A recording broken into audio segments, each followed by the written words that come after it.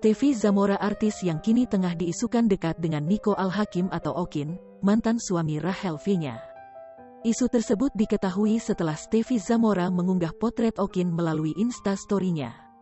Kemudian, kabar tersebut semakin ramai setelah foto kebersamaan Okin dan Stefy Zamora diunggah salah satu akun gosip di Instagram. Reaksi warganet pun beragam, tidak sedikit yang mendukung hubungan keduanya. Pasalnya, kini Okin dan Rachel V-nya diketahui sudah dekat dengan orang lain. Warganet pun penasaran dengan sosok Stefy Zamora. Berikut profilnya.